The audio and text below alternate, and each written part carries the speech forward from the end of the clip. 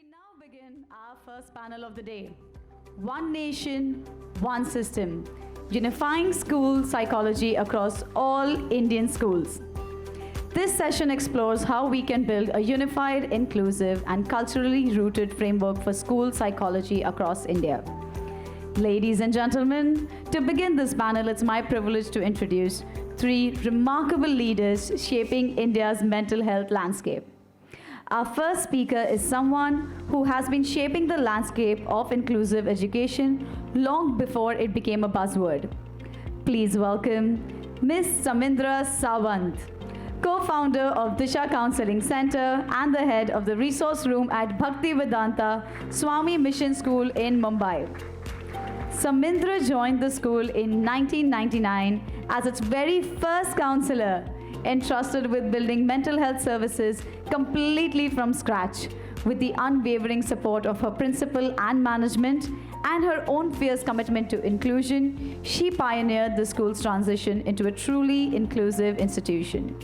Today, she leads a team of 6 counselors and special educators, and under her guidance, 15-20% of the student body comprises children with special needs, reflecting her vision, structure, and heart. She also developed the entire policy framework for the school's resource room and continues to champion inclusion at every level. Please put your hands together for Ms. Samindra Sawant. Our next speaker is a trailblazer in inclusive education, Ms.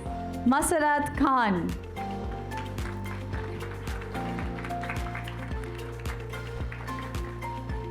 Got it right. I was checking, is it Masarat? But no, I got it right. It's Masarat. Please give it up for her. She is the CEO of the Maharashtra Dyslexia Association, a psychologist, structured literacy dyslexia specialist, and certified academic language therapist with over 35 years of expertise in learning differences. She has shaped India's inclusive education landscape through pioneering curricula and as the primary investigator for DALI, the Dyslexia Assessment for Languages of India. She serves on the International Executive Council of the Global Inclusive Education Network and is a founding member of the European Literacy Network. Masarat has presented globally, including at the European Literacy Summit 2025 in Germany, and where she shared her work on multi-sensory structured literacy for early learners. Please join me in welcoming Ms. Masarat Khan. Our third panelist is none other than Rupa Chaubal. Please give it up for Ms. Rupa Chaubal. We are deeply honored to welcome her. She is a state-registered clinical psychologist and trauma therapist. Rupa has over 23 years in the field, not just practicing, but witnessing the absolute chaos, loopholes, confusion, and comedy of errors that define the Indian mental health system. And instead of sitting on the sidelines and complaining, she chose to fight, build, advocate, and lead, as we can see her do today. She's not just qualified, she is stacked.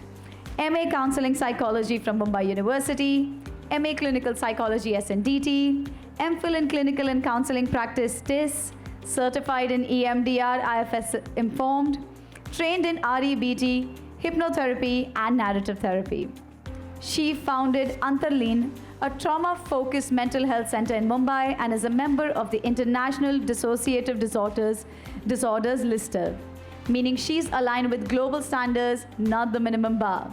Her clinical focus spans trauma, neurodevelopmental assessment, clinical diagnostics, dissociative and personality disorders. Rupa is known for 3 things: clinical integrity, grounded wisdom, and zero tolerance for unethical nonsense, of behave yourself. She is a force, a disruptor, a truth teller, and yes, a total rock star. So please give a huge round of applause for my friend Rupa Chaubal. And now that we have our first panel, for this conversation we have a moderator who truly understands the pulse of students, educators, and the evolving needs of school mental health. She's a psychologist and the founder of where we are today. Where are we today? the Indian Mental Health Summit. Yes, so she's the founder, someone who has been consistently building communities, conversations, and spaces where mental health is approachable, relevant, and real. Her work spans trauma, boundaries, adolescent behavior, and systems level change. And she brings a thoughtful, no nonsense lens to every dialogue she leads. Please join me in welcoming one who helped us join, Preeta Saha Datta.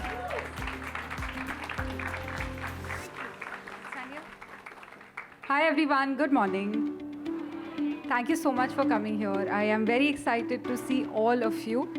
I really appreciate that you came for the third edition. So a huge round of applause for our panelists.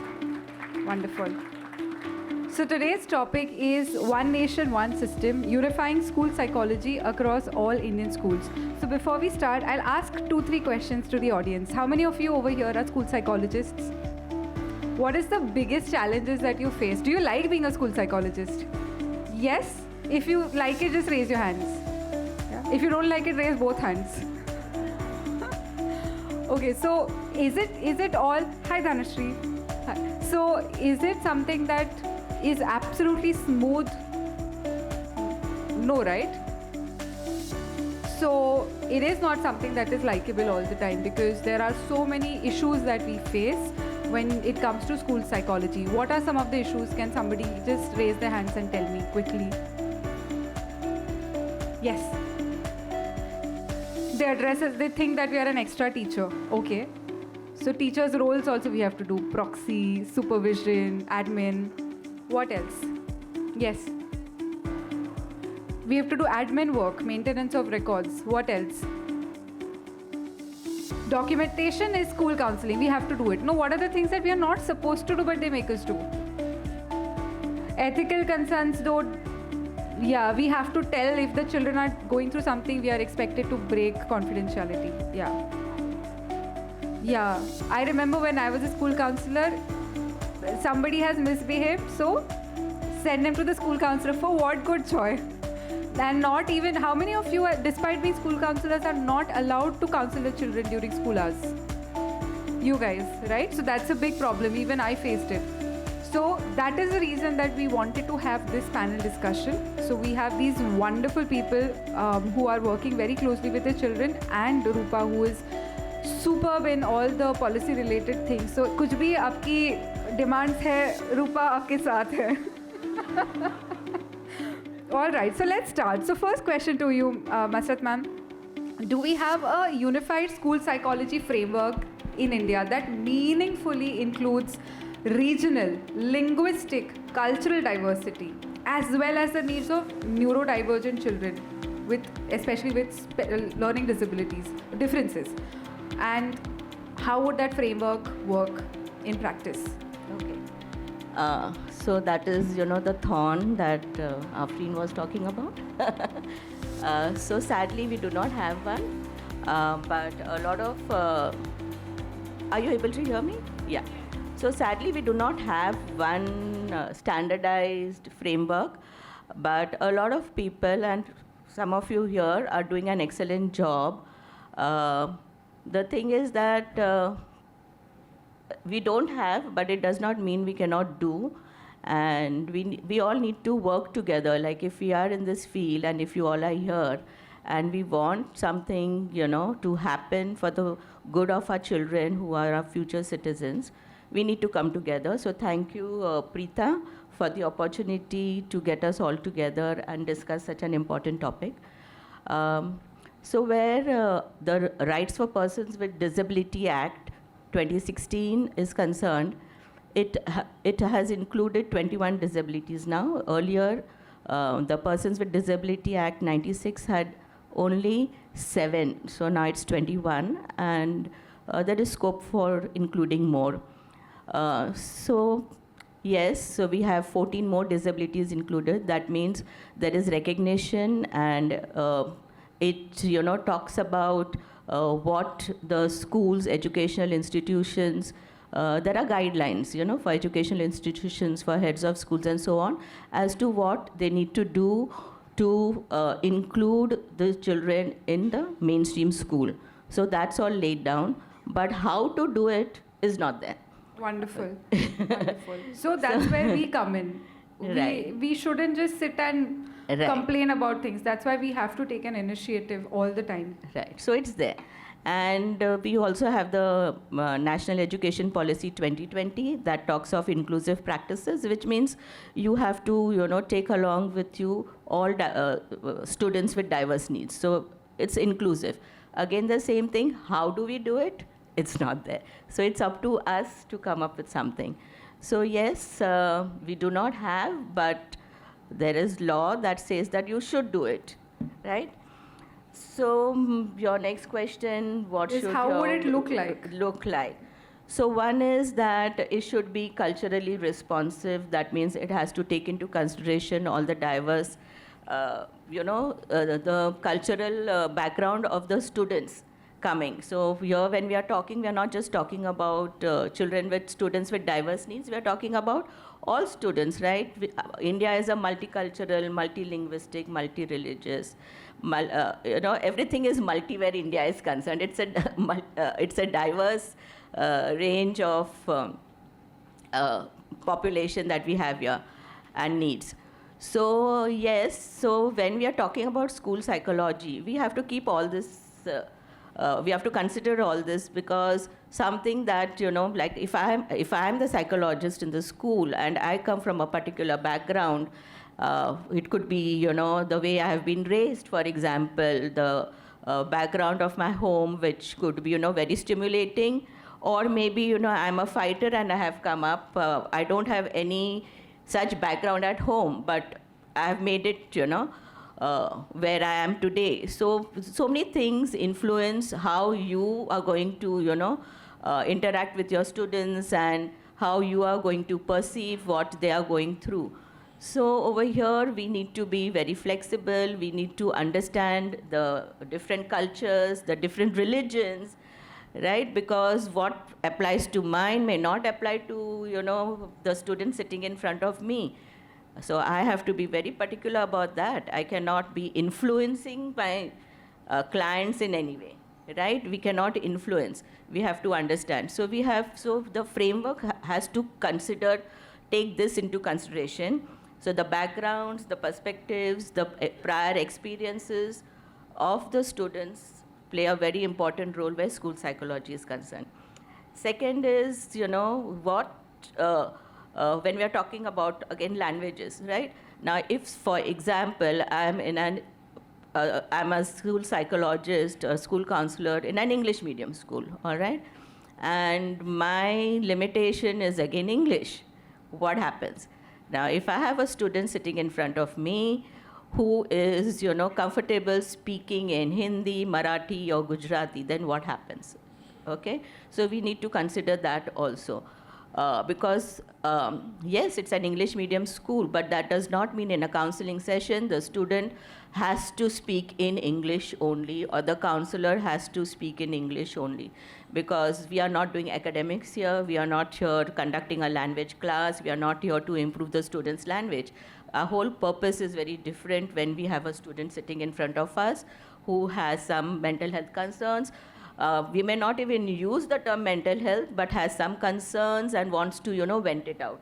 So we have to, if you have to make that student comfortable and open up, you have to allow the student to speak in any language the student is comfortable with. So this is another thing that one needs to take into consideration. And the thing is, it's the same thing if you have a multilinguistic perspective in mind. It's going to be, you are going to, take into consideration all aspects of where the student is coming from, and with your multilinguistic approach, you also have the cultural, the background, and so many things coming in, right? And then, of course, the teacher self-efficacy. We need to, the school psychology framework also needs to support teachers, because they're the first ones, right? We are talking about, for every little thing, students are sent to the school counselor. There is something that, the teachers can easily manage, or, on their part, reach out to the student. You don't have to send each and every student to the school counselor. So over here, it should take into consideration that how you can support the teachers in developing confidence and competence in teaching diverse students. So, like I'm attached to certain schools, and the counselors over there say that, like we are so stressed because even if a student now talks in the class, the student is, said, go to the counselor. Like if the teacher does not want any distraction in the class, the student will just send the child to the counselor. And it's happening more and more. I'm sure those who are working in the school, would realize this. So yes, these are some important aspects one needs to keep in mind when we are talking about having a framework where school psychology is concerned. So basically, we have to make everybody agree that children need specialized. I remember when I was a school counselor, the first school, I've been in SSE, CBSE, ICSE. The first school was a ICSE school, and the principal is like, this is unfair for the normal children. So this is the kind of language that happens. So thank you, Masrat ma'am, for sharing that. Okay, the next question is for you, Samindra ma'am. You set up Mumbai's first, if not Maharashtra's first, school psychology, resource room with Bhakti Vedanta and other schools as well. How was the process for you, and what were the challenges that you faced in the beginning? So one of the things I will say is it's very important that in our space, so when we are a counselor in a school, let's understand that we are a minority. We have the entire teaching staff, the non-teaching staff, the management. So one approach that can work is to take the management on your side. So your first advocacy is at the management level. If you are able to convince your principal, your trustees about the importance and efficacy of what you are doing, the rest of the job, I won't say becomes very easy, but it becomes relatively easier. So I think it is very, very important. One of the two main roles that as school counselors we need to play, one is education of all the stakeholders in the school, and the other is advocacy. Constantly pushing for the need for the presence of school counselors, not because we want to have a space to practice, that's one part of the story, but because schools are a teeming hubs of little human beings that need support, and not just little human beings but also the adults around them, right? So the first step is work with your management, take them into confidence, build trust with them, and look at working collaboratively. Any work you do, if it has to be successful in the school, it has to be collaborative. It has to have the buy-in of your management, of your teachers, of the didis and maushis who work with the kids. Because inclusion is not something that comes from the principal. It's something that every stakeholder in the school has to implement, and more so than the principal. So work on a collaborative effort. That is one of the things that does help. That's amazing, Samindra ma'am. And are there any specific models in different countries that are exceptional that you would like to talk about? Yeah, I think we can learn and take inspiration from them, but I'm not sure how much of the Western models especially can really be implemented in our setup. So for examples, in countries like the United States, they have state level policies, and what applies to a particular state applies to all schools and all professionals in that state. In a country like Canada, the provincial system is so centralized, everything. So the counselors are hired by the provincial government. It's not the specific school that hires the counselor. So the pay scales, the do's and don'ts, the regulations, they're driven by the government. So schools don't have the option of, can I do this, can I not do this, right? So these are the models that are there. In a country like ours, where Masarat ma'am just spoke about the diversity that we have, the cultural, socio-economic, religious diversity that we bring, we may not be able to necessarily replicate those models, but we can learn from them. And definitely, yes, there are laws. There is the NEP, which is definitely a very forward-looking educational vision that the government has laid down, but we don't have implementation plans. We don't have the roadmap as to how are we going to bring this forward. Our job as counselors, again, like I said, is how do we percolate those policies, how do we percolate those laws and bring the essence into practice for us. So any government level or central level rules, regulations, recommendations that come have to take into account the fact that any policy or any framework we draw for school counseling has to ensure that the highest level of mental health care is brought to the students, but it also needs to be grounded in the reality. It has to be married to the ground reality. So the kind of structure and the systems that elite schools like your international schools or your ICSE schools can provide, we can't have the same model in the rural schools where the entire school is probably 3 rooms. So we cannot expect that the counselor will have their own separate space and they will have all the resources to work with the kids. But probably we need more of support and counselors in those places. So how do we balance that? How do we ensure that we have the highest level of care, but we are able to flexibly adapt it to various strata of students and the various categories of schools that we do have? This diversity is very, very important to be taken into account. Thank you so much. I have a question. Do we have a school psychology association in India? We do have a school psychology association. It's known as INSPA. Unfortunately, many school counselors also are not aware of that association. And it's important for us to have associations like this where school counselors can come together, share ideas, share notes, talk about challenges and learn from that. And of course, to empower these associations, and it is only we individual professionals that can actually empower the associations. And then work towards bringing all of this together. Psychologists Collective has a lot of ideas in terms of how we are going to try and bring some sort of regulation, some sort of competency assessments in terms of the school counselors and the way they are delivering what they are supposed to deliver. Thank you so much. So, Rupa, I want to ask you, so continuing with what Samindra ma'am was saying, since Psychologists Collective is doing stupendous work when it comes to regulations and licensing, what can Psychologists Collective and the people over here know about the uniformity of school psychologists? Like how many of you knew about INSPA before this? Okay, 1 or 2 more people, right? So there is a body called Indian School Psychology Association, INSPA, with a small n. So it's very important for us to know and be a part of these organizations because that's where the collective is, right? We can't do anything alone, right? And India does not have a regulatory body, which is what we're fighting for. So Rupa, over to you. What would you like to share about this conversation?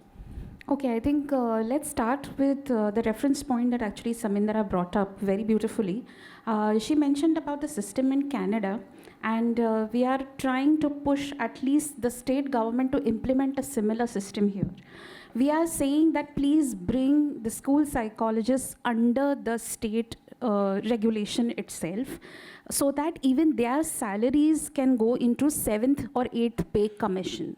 You are underpaid as compared to some of your international counterparts. Of course, I'm not saying that that has to be the standard. We would probably never match that.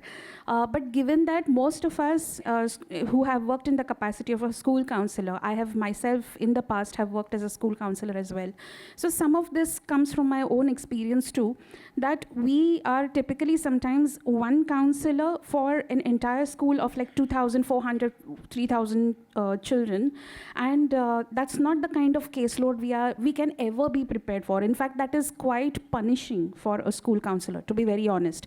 And with all these children, you also, because most schools are expected to follow the inclusive education system, there are special children as well, or you can have say neurodivergent children as well, for example.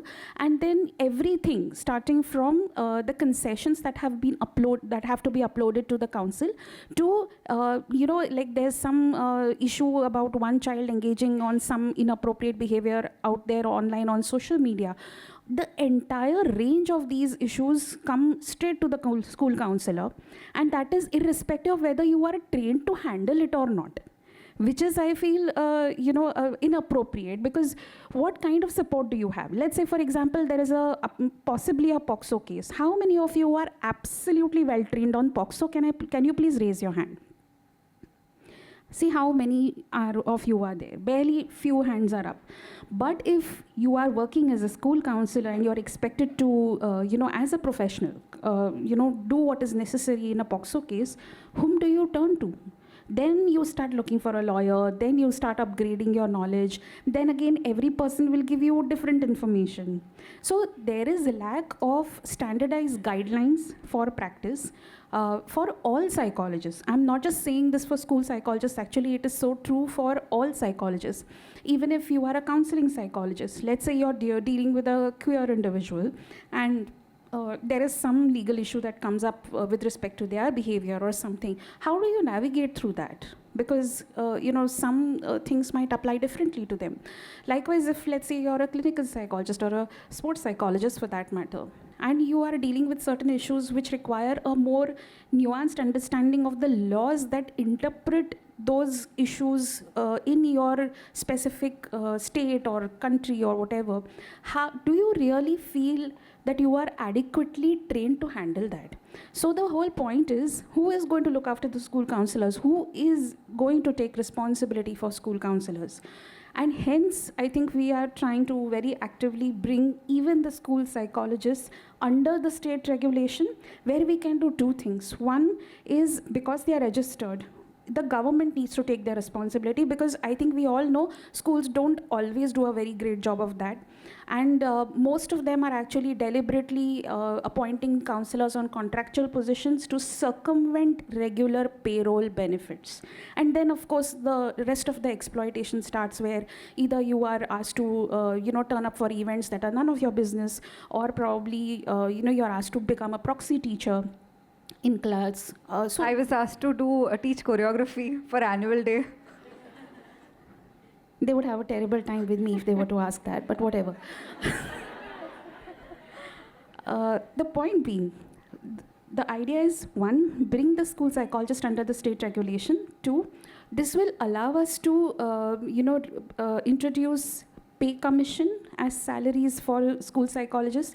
And for the first time, you can have a little financial breathing space, because we all have families and we all have responsibilities, right? Third, we are also in the process. This is a little early to commit, but this is something that's in the pipeline, and we have been pushing for it as well, that develop a state level document which is like a practice guidelines for psychologists registered with the SMHA. This is something that has been a dream project for a psychologist collective, primarily because we hope to address several of these issues, including the job roles, responsibilities, and key areas for school psychologists if they are appointed as one. And likewise for clinical psychologists, likewise for counseling, whatever, which are all those domains where you are expected to practice. You should have clarity. If this is the concern, this is the procedure, this is where I go, these are the resources, and this is the body that is going to train us if we have to interpret laws and be able to give our service to our clients. This entire framework will come under the guidelines which will be eventually developed. Thank you so much.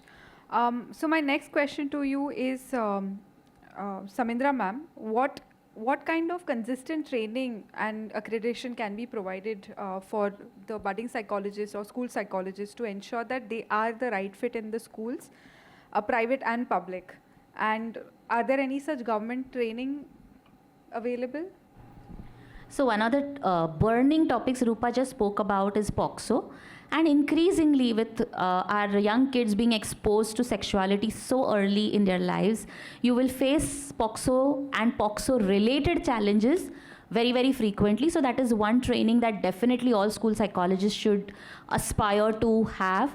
The other is about cyber safety, because again, like I said, children are huge virtual citizens and they don't know how to navigate that space. So these are some of the things. Then there is, of course, inclusion. There is about children with special needs, neurodivergent children, and how to manage them within the school setting, whether it is a child with ADHD or child on the spectrum. What are the things that we need to do? And I mean, mind you, all of us have learnt it in our MEs. right? But when it comes to actual implementation in the school, where there are going to be so many stakeholders, there is going to be the class teacher, there are going to be peers, there are going to be management people, there's going to be parents. So how do you actually bring about a multi-pronged approach to help these children who may have neurodiverse needs, who may have special needs? So these are some of the consistent trainings that all school psychologists need to make sure they keep themselves updated on. A few school boards like the ICSE and the CBSE do organize annual or semi-annual trainings for the counselors. ICSE has trainings which happen on a very regular interval, both at their training center in Hyderabad as well as online. Again, the challenge here is, if it's a training which is an offline training, say in a place like Hyderabad, the school has to pay the training fees, the travel fees, the stay, and a lot of times schools don't want to do that because A, you're going to be away from your work, and B, it's an added expense.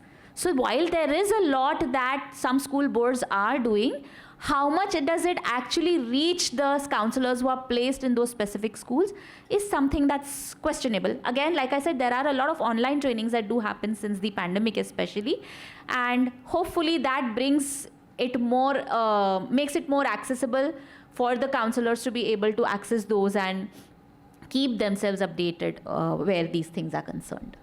So, Masrat ma'am, the question to you is, how can these educational boards do better, to ensure that these needs are being met and the school psychologists are actually being trained? The same question that I asked Samindra ma'am. And how can we get funding, etc.? Okay, so Morcha, we'll have to do Morcha now. We have to, So- all psychologists have to wear a white t-shirt and walk on the street and be like, hame hamari mange puri karo. So like Samindra has already mentioned about, the boards like ICSE, CBSE, they issue circulars, on a regular basis, and schools the heads of the schools are informed that, ABC, XYZ has to be done. But again, yes, not all schools do, and I'm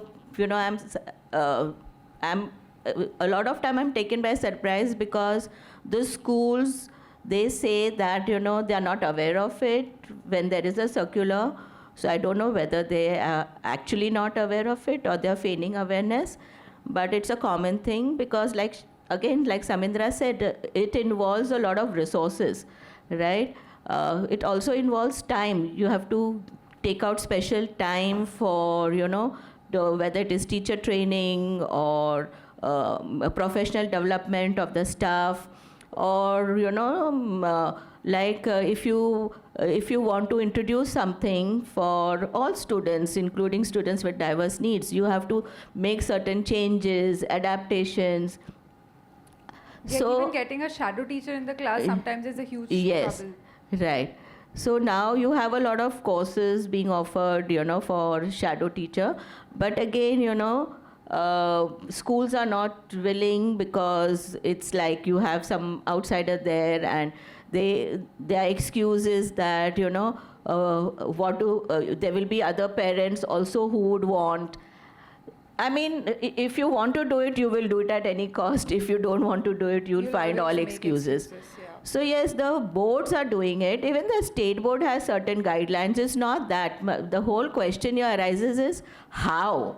Yeah. They say that you should do it, but how to do it? They tell, it's written, that you have to provide professional training. Yes.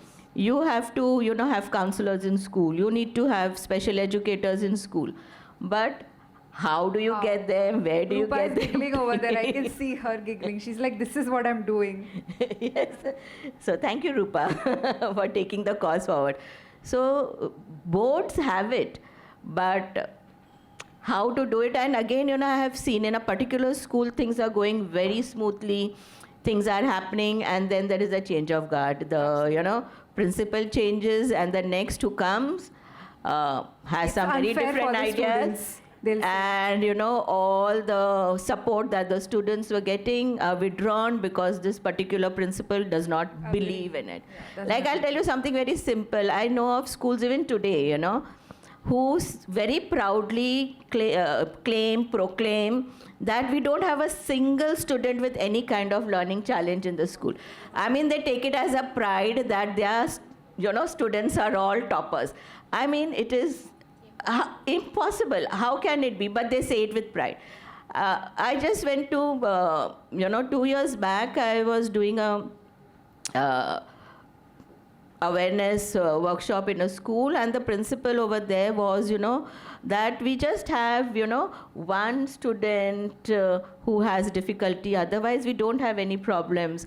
And she was like, there were some 3 students some years back, they are now in their mid-20s, and they're doing very well in life. They got the certificate through cheating. I mean, so the thing is, like, and I had to tell her, first of all, it's not easy to get a certificate through cheating, 1. And 2, if you do not have a learning challenge, okay, getting a certificate is not going to help you. The most it will help you is, get you through the exam. But what about, later on? So it's sometimes, So you're banging your head against. Yes, so basically more than the school counselors who are any which ways trying our level best to get trained, it is the school management that needs these trainings. So we have to Absolutely. force them to go do these courses. Yeah, what I have seen is, when it comes from the top, like when it comes from the management and the trustees of the school is running efficiently. The head is, in charge, the teachers, the supervisor, everybody are, doing the job. But Wonderful. when it doesn't come from the top, this is my observation And in all the that's what schools. Samindra ma'am was saying, it that you have to get them on our side, Right. take them on the dark side. Like you have to Right. train them. You have to do classical conditioning on them that, okay, I'm here for you only. So wonderful. So one thing that, just one line that you would like to end today's panel with, starting with you, Rupa. I don't know about one line, but Masarat ma'am, whichever school is, I think let's nominate them to the state government for running such a brilliant project where there is no special No, child. just recently I have a teacher trainee doing the course as a dyslexia teacher, and she needs to work with students with, need not be somebody with a diagnosis of dyslexia, but anybody with reading, spelling challenges. She's in a school, a full-time teacher. She's seeing children in her class, but the principal refuses her to, take on any, and it's not that, as part of the training, you don't have to take any money, no fees, nothing. Because you are the student, you're going to learn from the student. But the school refuses. And what she told me, the school is judged as the best school, getting all awards for inclusion. Wow. So this Amazing. happens. So it happens. We should start doing sting operations now. So yes, Samindra ma'am. Special award and consideration. Yeah. Let the government do some inspection. Yeah. Yes, Samindra How do ma'am. how do they get the awards, That's right? the whole- That's why she said, na, inko cheating se mila, because you project your own realities on other people. Yes, Samindra ma'am. I'm going to speak more than one line because this is something I feel very passionate about. So all of us who are working within the school setup, I know things are not easy, things are not ideal, and I know how challenging it is to focus on your work and still have these other duties that come on you. I'm going to place a little bit of a radical viewpoint here that any opportunity that you get to interact with students, use that. Because your role as a school counselor is very different from a counselor in private practice or in a hospital. Your role is not to just sit in your cabin, talk to kids who come to you. You need to normalize the school counselor in the school. So the more you're seen and heard, the more you interact with students, with teachers, the less the stigma, the more approachable you become. So if you're forced, let's say on an occasion, to take a substitute period, and I'm not saying you should agree to it all the time, but sometimes it can come as a genuine request, आज 10 teacher absent है, आज आप ये class संभाल लो. Do it, teach life skills. Interact with kids, do informal group sessions. If you are expected to do, and this is only if you're a full-time counselor on the payroll, if you're expected to volunteer for the annual day or the sports day, not your job. But unless and until you have these regulations in place, use that as an opportunity to teach mental health to students, because when you observe children interacting with each other, when you observe teachers interacting with students during such settings, you get a lot of insights, you become a lot more available and accessible to the students. So yes, conditions are less than ideal. Should we just sit and whine about it? No, we can use every opportunity as an opportunity to interact with students and make them more resilient and make them more aware of their own mental health. I will end with that. Amazing. So I think we have time for one question. Do you have question? Yes. Can we have a mic over there? Preeta, I'd also like to say something. Please don't Who's find... this? Who's that? Where? Oh, okay. I know. I'm sorry. Sorry, just taking a minute here. Please don't find yourselves alone, because school counseling is not at all an individual's job, to be very honest with you. It's actually a team job. Even when you are supporting students who are into self-harm, suicide, all of those kind of issues, please make sure you're taking supervision. Reach out. I think we all are part of several WhatsApp groups. Usually people post their queries there. I would suggest don't post your queries there, because what happens is when you're looking for help, there is so much information that ideally your supervisor needs to know before being able to guide you what to do specifically. So maybe, I don't know, Samindara, maybe we can take this up under Psychologist Collective, where we can have focused supervision support. Right, and I'm sure you have something going on of that sort. So maybe that can be done if Disha is doing brilliant. But if you need support, please do write to us. We'll try and come up with something for you. And don't find yourselves alone. That is very, very important. Thank you. Unfortunately, we don't have time for the questions. I just noticed the time and everybody's giving me signs there. So let's end today's session. So can we have the goodie bags and this, please?